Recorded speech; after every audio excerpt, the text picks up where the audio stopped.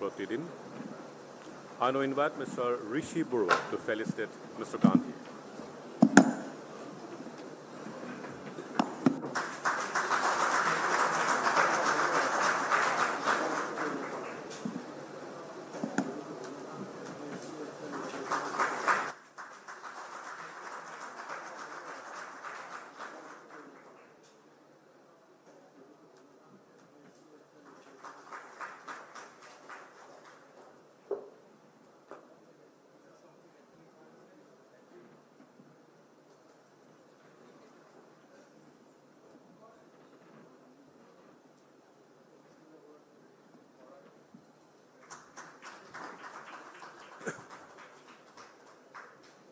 Ladies and gentlemen, once more I am requesting you to put the mobile in the silent mode so the conversation with Mr. Rishi Burwa and Mr. Gandhi can begin. The floor is over to Mr. Rishi.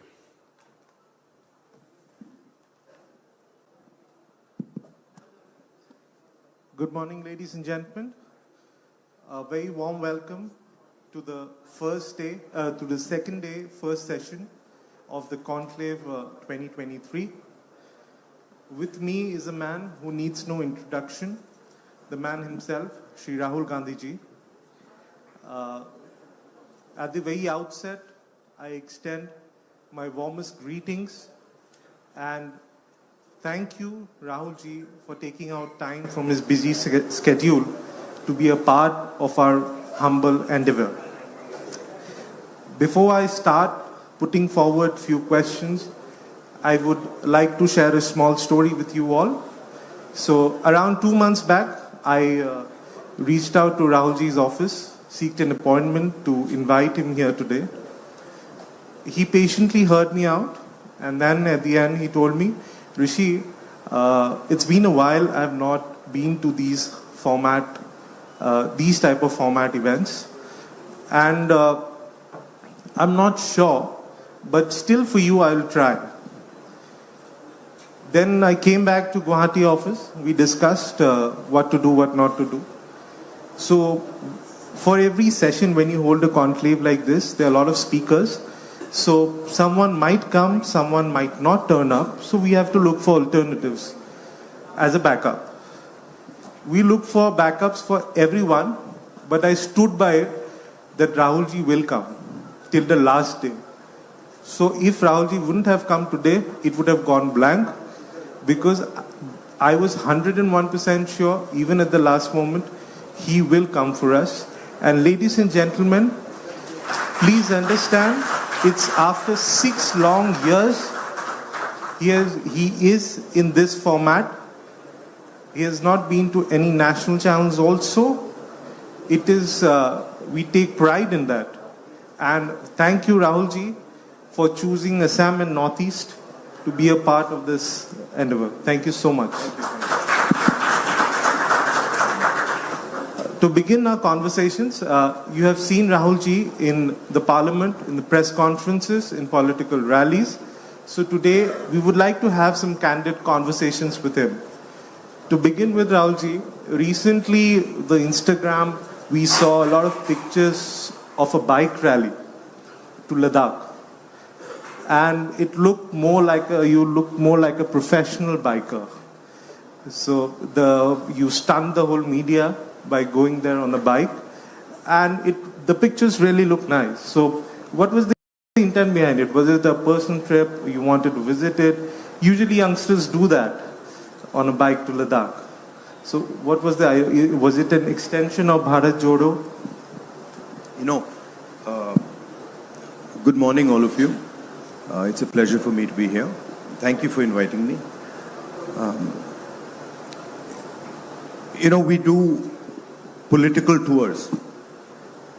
And the political tours, if you see most of us politicians, they're very straightforward. Go to a place, have a public meeting, come back. And I don't think that format is useful or powerful in any way. It's not effective. And so when we do tours now, we think slightly deeper about the message that we're trying to give and the sense we're trying to give the people of the state. And so the message that we wanted to give to the people of Ladakh first was that we are not going to let inaccessibility, bad roads stop us from reaching any corner of Ladakh. We're not going to allow the people to feel that they are so far away that we cannot reach out to them, number one. Number two, we wanted to give a message to the people of Ladakh and the people of India that tourism is very important for Ladakh. People traveling from the rest of the country to Ladakh is the lifeblood of Ladakh. It supports them. It's beautiful.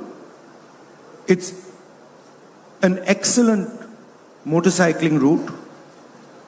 And so we wanted to give multiple messages through that tour. And I think it was very effective.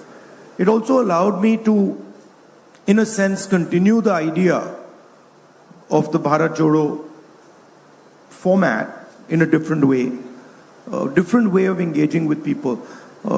If you speak from a stage, you don't really connect with people like you do when you physically meet them, hold their hand, get a hug from them. Maybe these days, get a selfie. So it's a totally different feel. You travel there? Quite a long time to go. So I was keen to go, and we made sure that we went there. We also made sure that we went to all the regions of Ladakh. Okay. Yeah. Coming to Bharat Jodo Yatra, the name itself describes what's the intent of the yatra.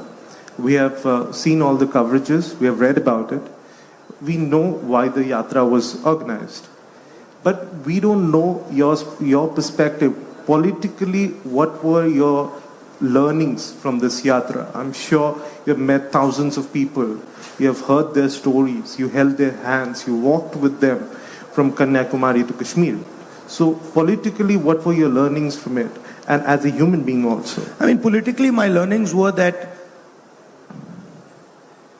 in 21st century India, the communication architecture is so captured by the BJP that it is practically impossible to talk to the people of India through that communication architecture. And I mean, for example, it's very clear that even things like my YouTube channel, my Twitter, they're all suppressed. There's no question about it, and we can see it. Right? So the yatra was almost a necessity for us to communicate.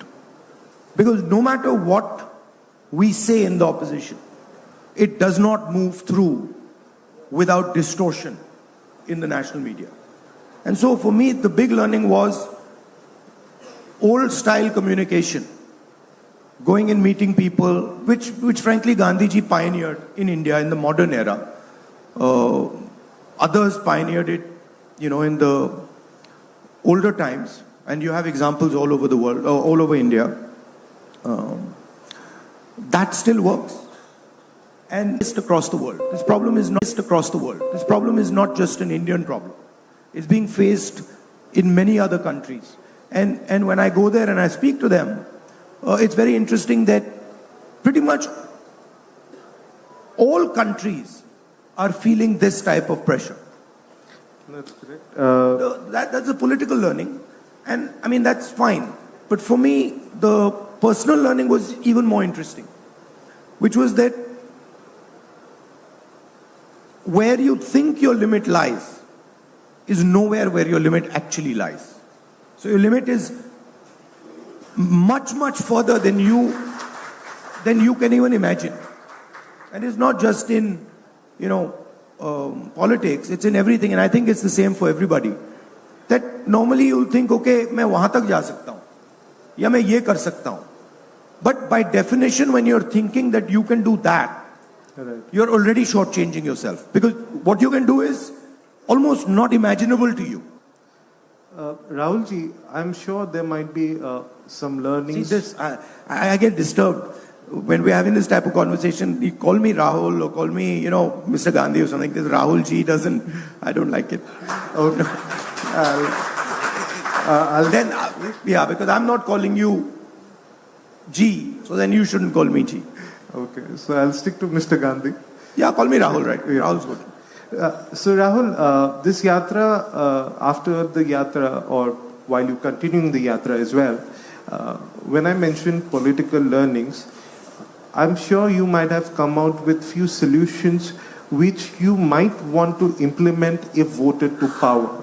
There might be certain issues which you might have picked up during the yatra that you know that it can be solved like this or like that, or whatever.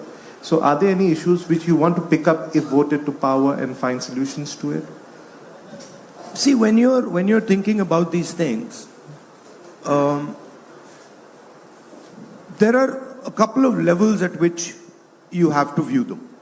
Right. So, the foundational level, in my view, is there fairness and participation?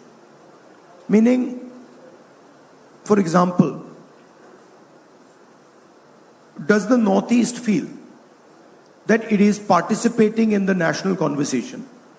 Does the Northeast feel that its ideas, its culture, its vision is being incorporated in the national conversation?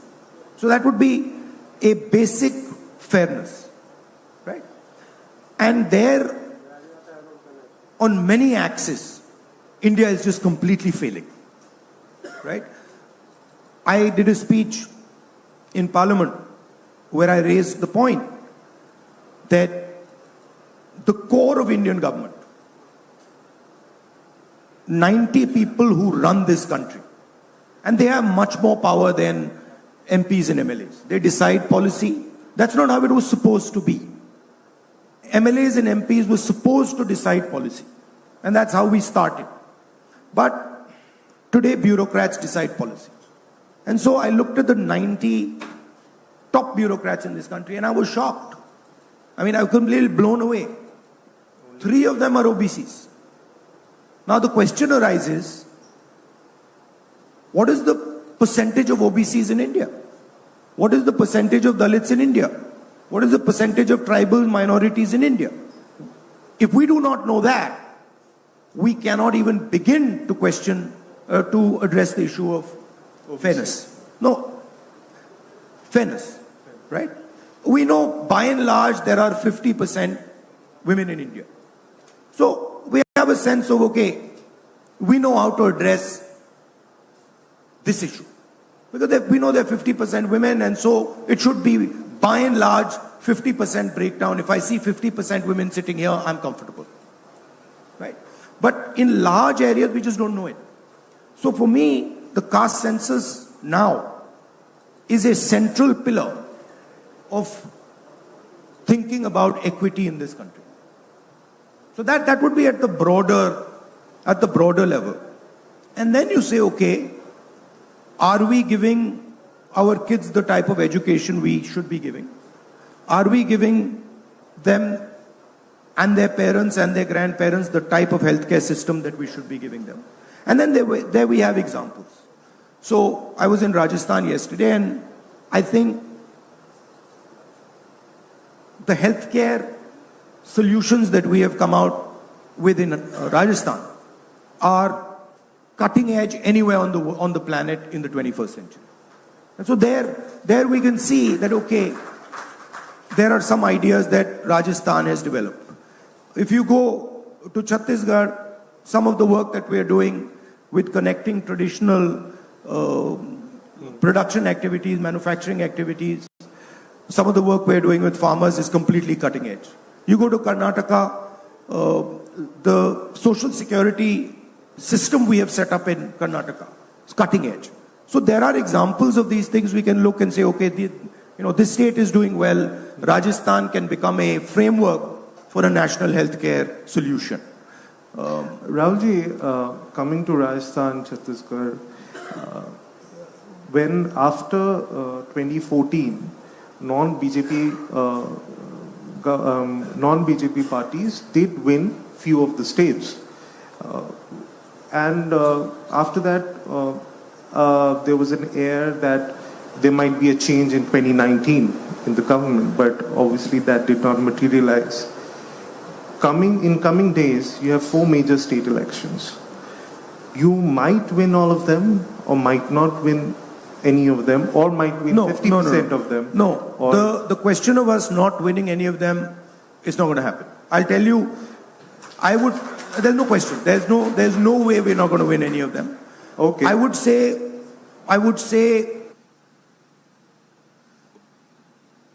right now, we are probably winning Telangana. Right. We are certainly winning Madhya Pradesh. We are certainly winning Chhattisgarh. Okay. Rajasthan, we are very close, and we think we'll be able to win. Okay. So that's what it's looking like. And by the way, that's also what the BJP is internally saying. Right. We learned a very important lesson in Karnataka. Okay. And the lesson was that the BJP wins elections by distracting and not allowing us to construct our narrative. And so what we did in Karnataka, we fought the election in a way where the BJP could not. What you're seeing today, this gentleman, Mr. Biduri, and then suddenly this Mr. Nishikant Dubey, this is all the BJP trying to distract from the idea of the caste census. They know that the caste census is a fundamental thing that the people of India want, and they don't want to have that discussion. So every time we bring a point on the table, they use this type of stuff to distract. And we've learned now how to deal with it. Sir, if you're Let me finish. We've learned how to deal with it. So what did we do in Karnataka? We gave a clear vision for the state. This is the social security program that we're going to set up for you. And then we controlled the narrative. If you look at the Telangana election, we are controlling the narrative. The BJP is not even in the narrative now. It's gone. In fact, the BJP party has been decimated. It's over in Telangana. If you look at the narrative in Madhya Pradesh, we are controlling the narrative. If you look at the narrative in Chhattisgarh, we are controlling the narrative. No matter what the BJP tries to do, they are not capturing the narrative anymore.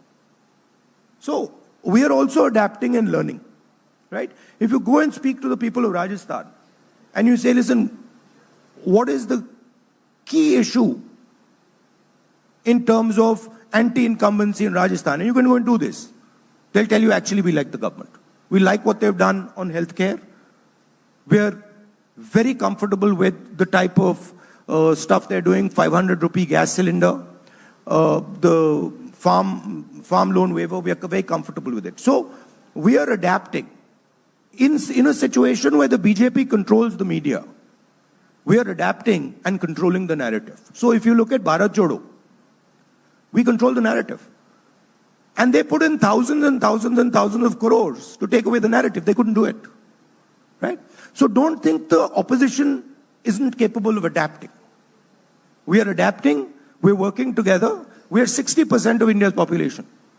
BJP is in for a... But sir, will it set the momentum for 2024? If you win maybe 4 of them, are you confident it will set the momentum for 24? Because that did not happen in 19. I'm sure you have learned and adapted, like you are saying right now, controlling the narrative, pushing forward your agenda. So look, I'll tell you what the game is. The BJP has basically created a friendly monopolist. Okay? His name is Mr. Adani. I assume you've heard his name. You've heard his name? Yes. See, you're even a bit hesitant. You're even a bit hesitant कि भैया बोले ना. Right?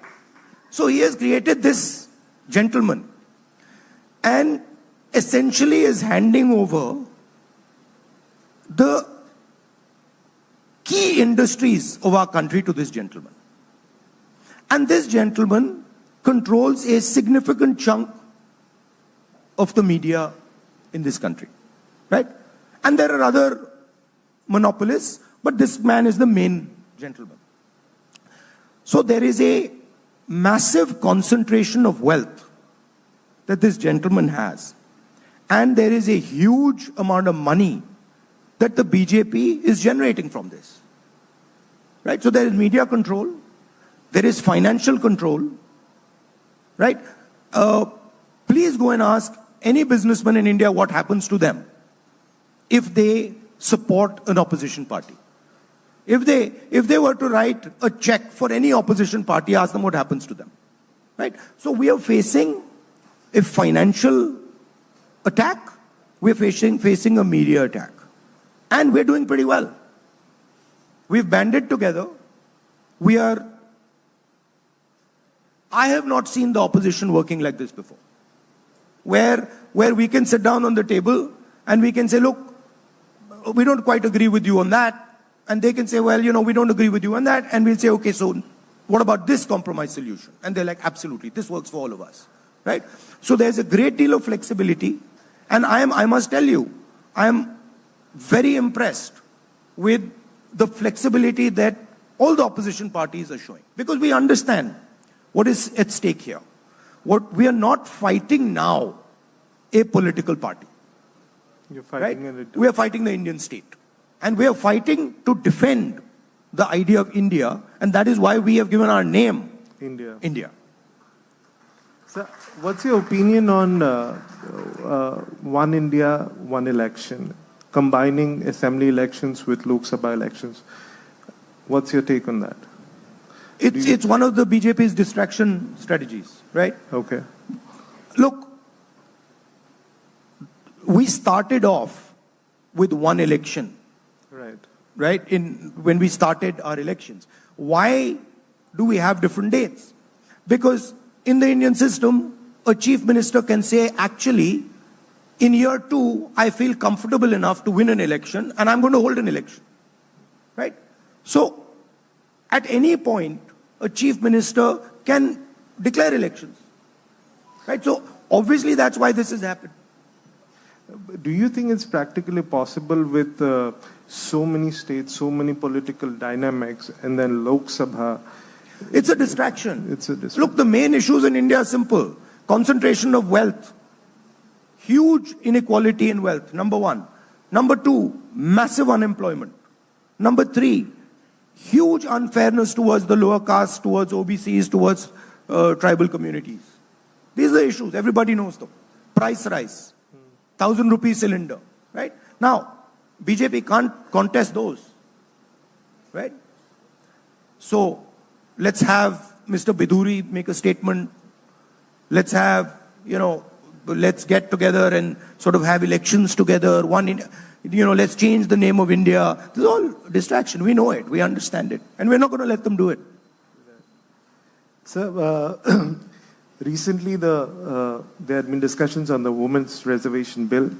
And this is one of the bills where Congress party has come out in support of, but excluding the 2 footnotes which you had been mentioning in the parliament also, and also in your press conference recently.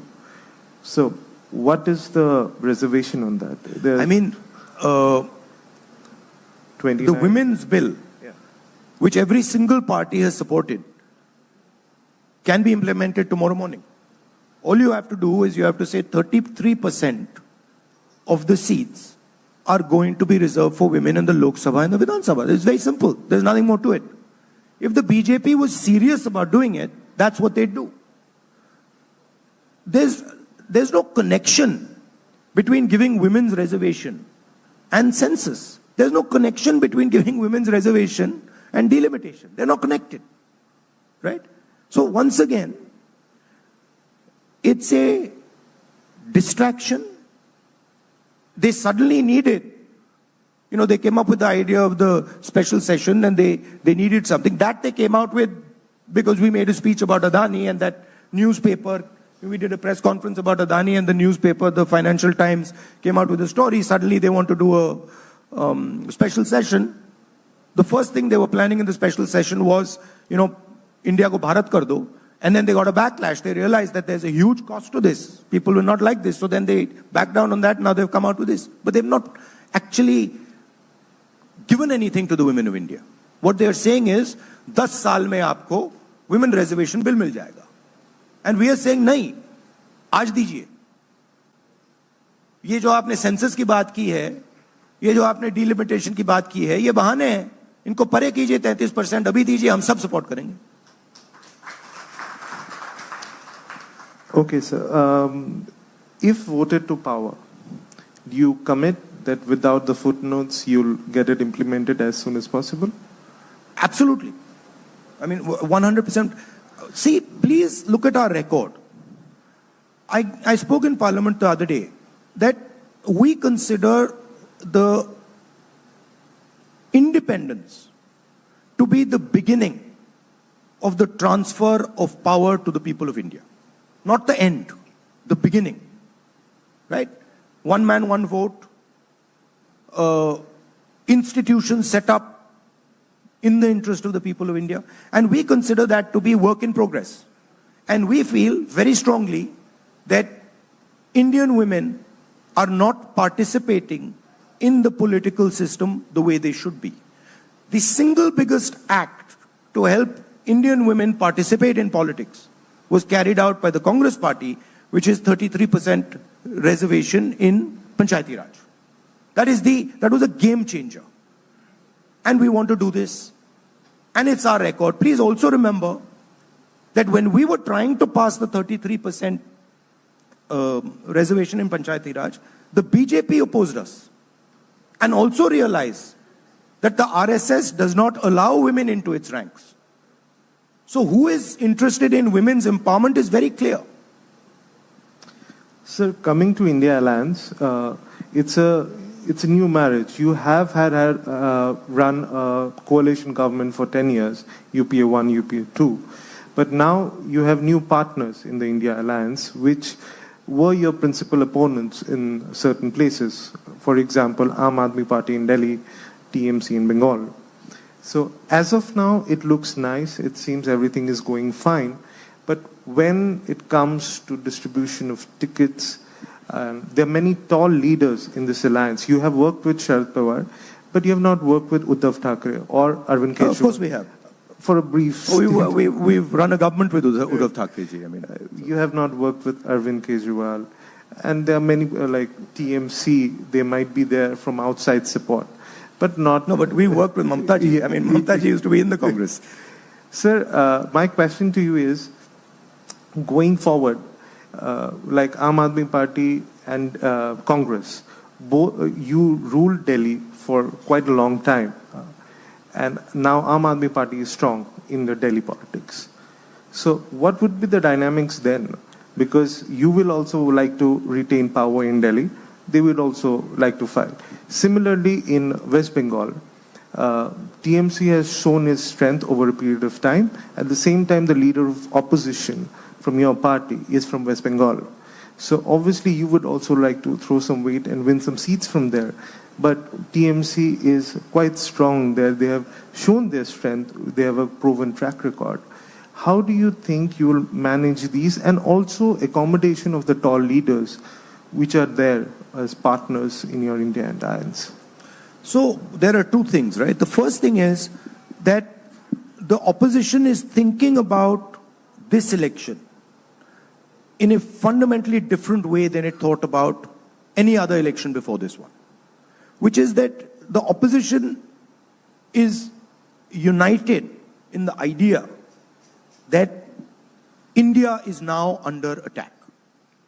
The concept of India, the concept of free elections, the concept of free speech, they are now under mortal threat as far as the BJP is concerned.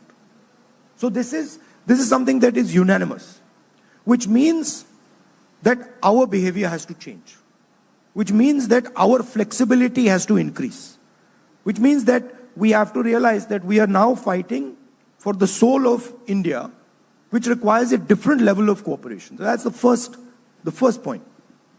The second point is, actually, if you look at the alliances, the bulk of them are pretty much stitched up. There are a couple question marks, but the bulk of them are stitched up, right? Kerala, Bihar, Madhya Pradesh, the big places, there's no issue. In some of the smaller places, there's an issue. We will try to iron out those issues, right? But the broader way we are dealing with each other is that we are seeing each other now as defending the idea of India. Earlier, we were thinking that, look, this is a fight between a political party and another political party. Now we're saying, no. Now, the RSS and the BJP are trying to destroy the idea of India. Free speech, participation of everybody, the destruction of anybody, any business person who stands against these monopolists. These are anti-India ideas.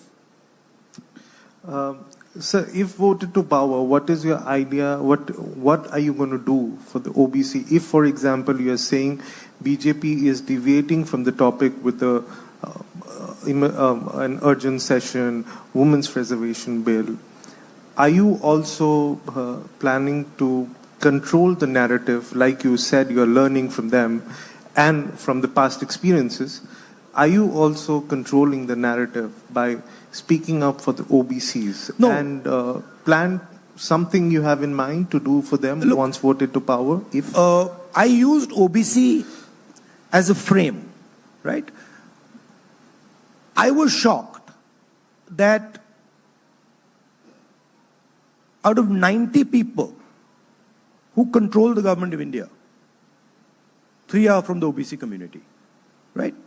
And those 3 people control 5% of the Indian budget. 95% of the Indian budget is not in their control. And I haven't even spoken about the tribals. I haven't even spoken about the Dalits or the minorities, right? Now, this is not only the case in secretaries of government of India. This is the case across the board. So the first step, as I said in a speech yesterday, if somebody gets hurt, they go to hospital, the first step is, okay, take an X-ray. Let's see what's happened, right? So the caste census is an X-ray. Let us actually understand, are OBCs 5% of India's population, or are they more? If they are more, how much more? So that is the foundation of any discussion. Now, we already have the OBC census data. It's with the government of India.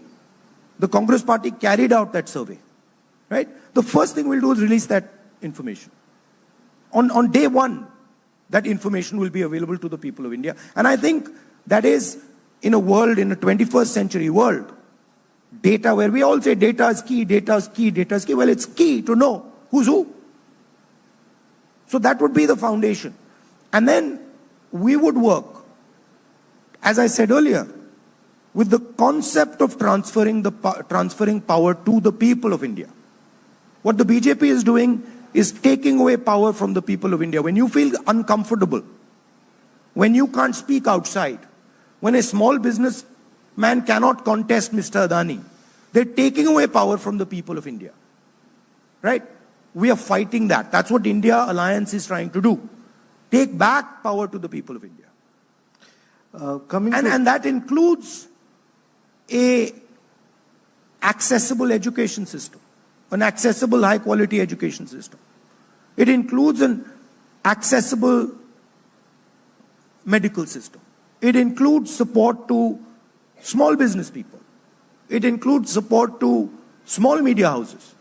You know, you asked me, listen, I told you, listen, I haven't gone to these conclaves. Well, I would consider you a relatively small player. I'm sitting here. I'm trying to give a message that, look, we want everybody in India, regardless of who they are, how big they are, to feel comfortable. We don't want them to feel, look, and it is not only farmers. It's small business people. It's somebody who's contesting in a business environment where he's being unfairly treated by a huge monopolist. Right? We want the energy of India to build the country. We don't believe that one or two people can build the country. We believe that if you really want to build the country, we have 1.4 billion people, and they should participate in the governance of this country. They should participate in businesses. They should participate in building the infrastructure.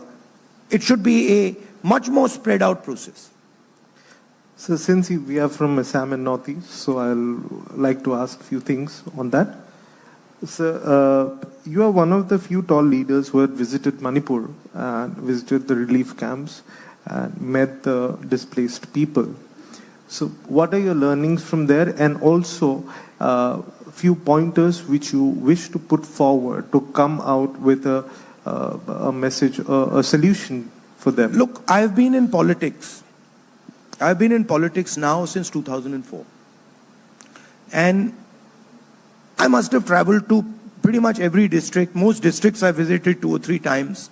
Every state. I've never seen what I saw in Manipur. In my entire life in Indian politics, I've not seen it.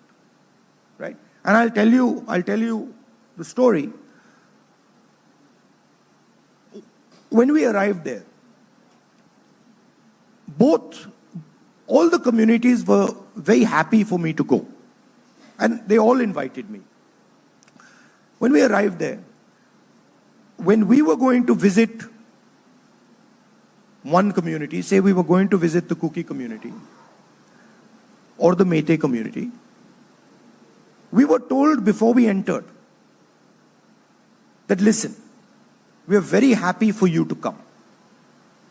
But if in your security there is a person from the other community, we will shoot him. So we had to, before we entered the area, we had to say, okay, we are going into Kuki area. Meiteis, please leave. And then when we were going into Meitei area, we had to say, okay, we are going into Kuki area. Meitei, please leave. Now, I have never seen this, where the government of India has absolutely no control, where the government of India cannot send its own paramilitary force personnel into an area.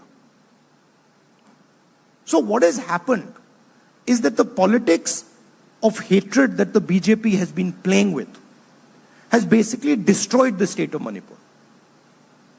Manipur, you said the state of Manipur, and I was thinking, well, actually, no.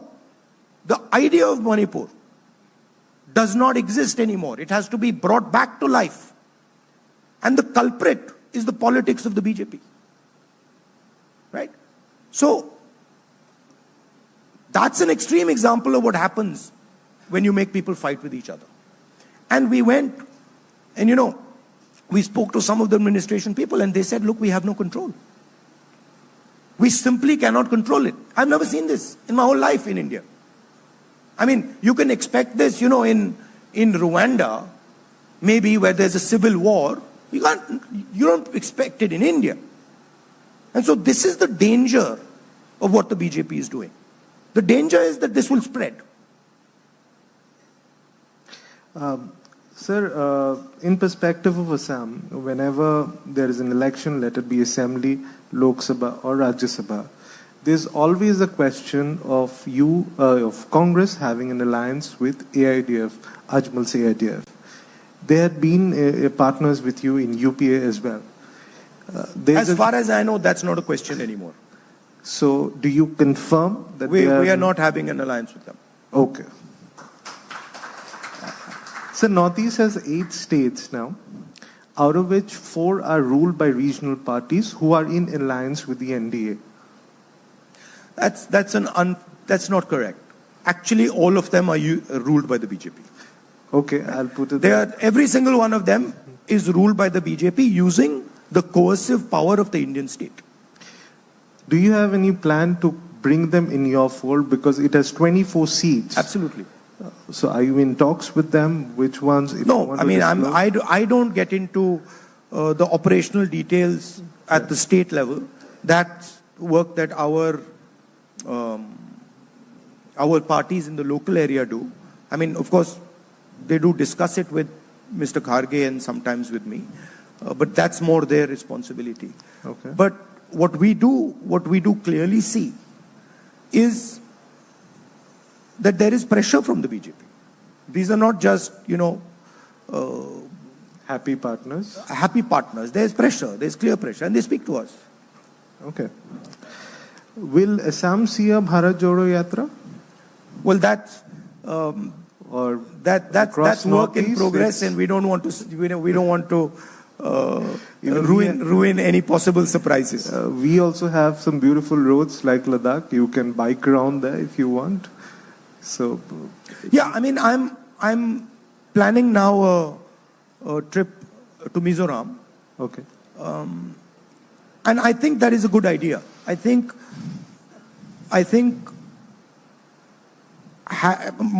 for myself, having a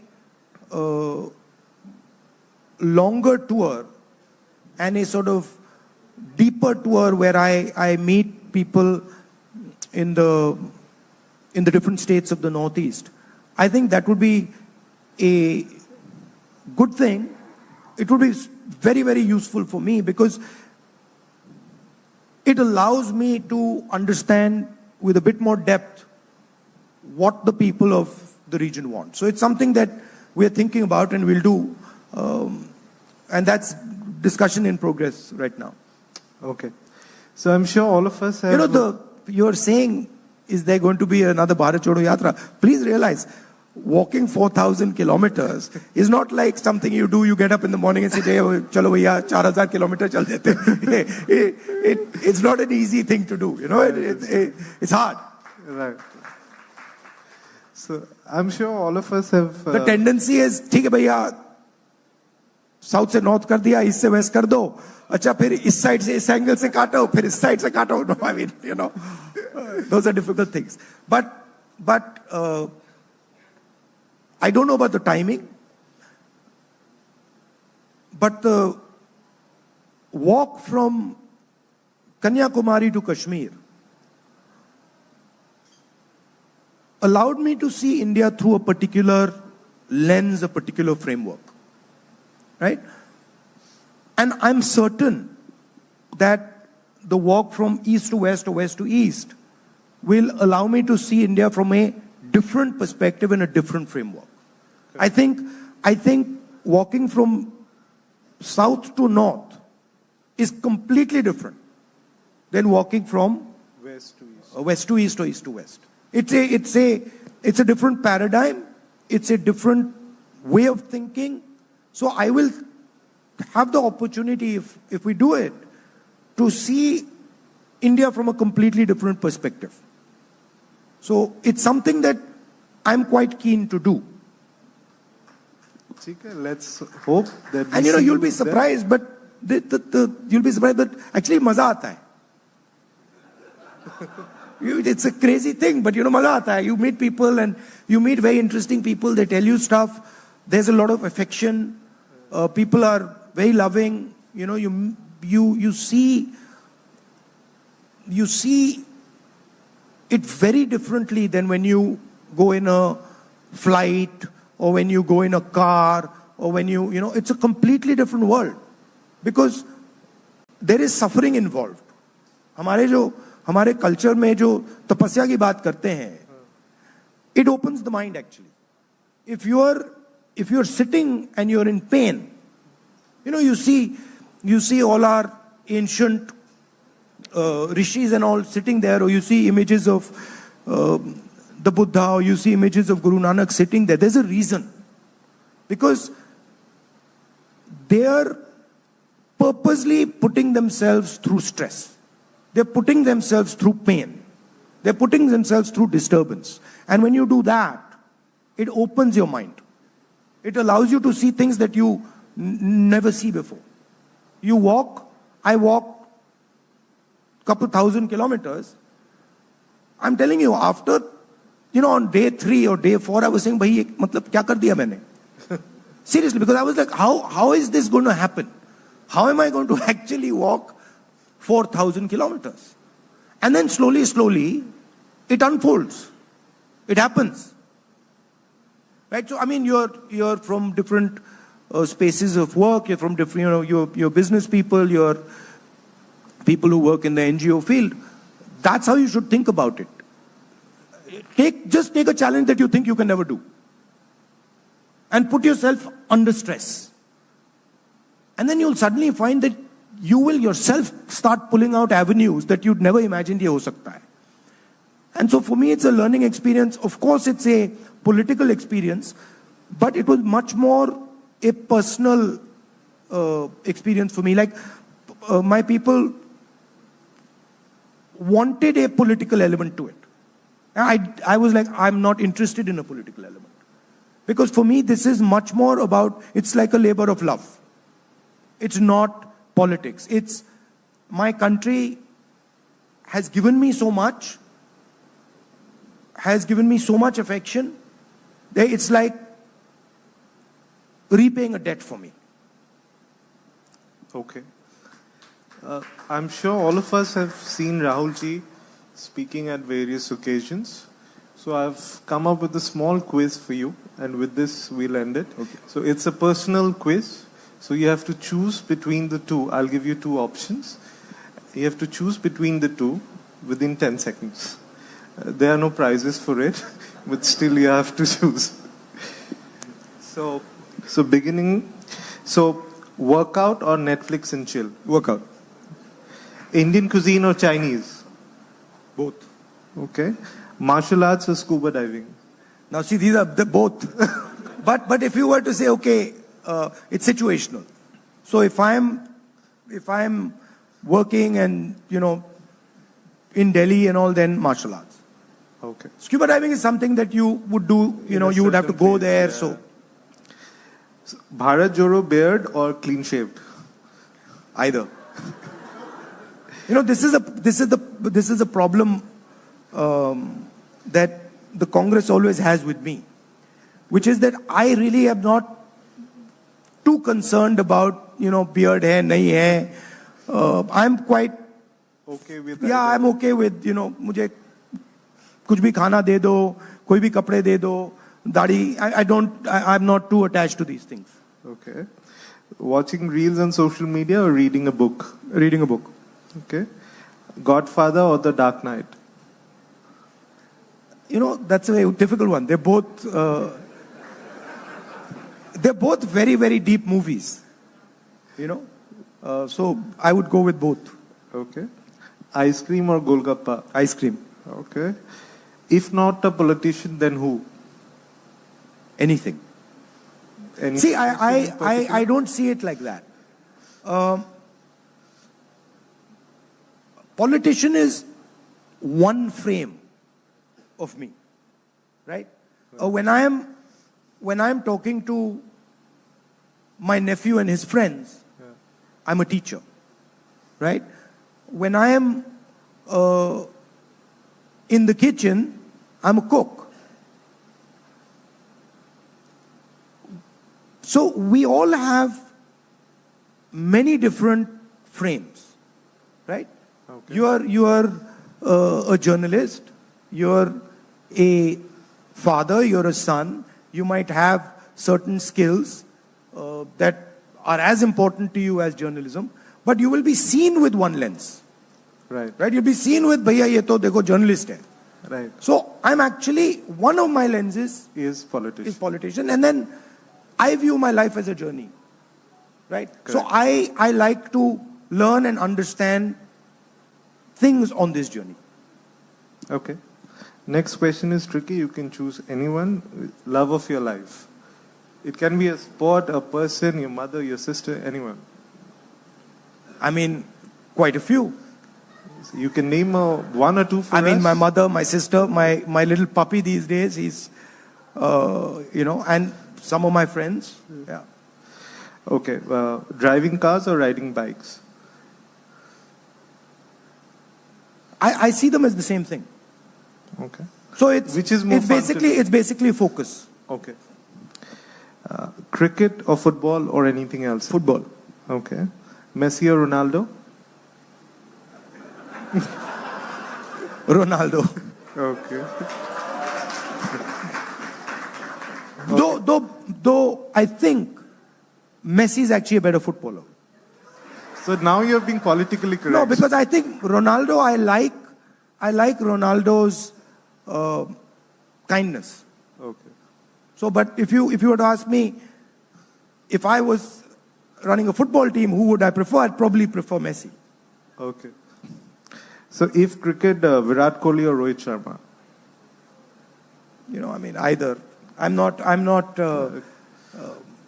a huge cricket fan. I know that's not a good thing to say, but I'm not a huge cricket fan. Okay. So Bharat or India?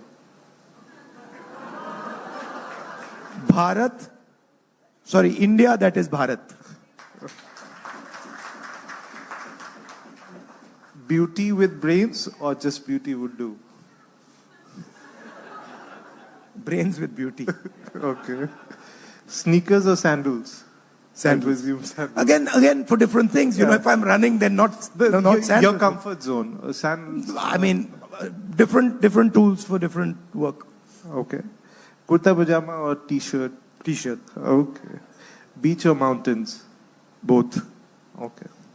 So this brings me to the end of this conversation with Rahulji, and thank you so much for being a patient audience, and thank you, Rahulji, for being a part of the Conclave 2023. I know it's a personal favor that you have done to me, and thank you, really. Thank you so much. Any I think one of the reasons, first of all, I'd like to thank all of you for coming here. But one of the reasons I did come was because I think not enough space is given to the Northeast in the national conversation. And I feel that often I get the sense that the people of Northeast feel that they should have much more participation, that we should listen to them, understand their culture, understand their languages. So, to me, it was important that I gave a message. It wasn't just a personal thing. It was important that I gave a message that for us, all parts of India, no matter how big or small, are important. They all help build India, and we love and respect them all. So thank you. Thank you very much. Thank you so much.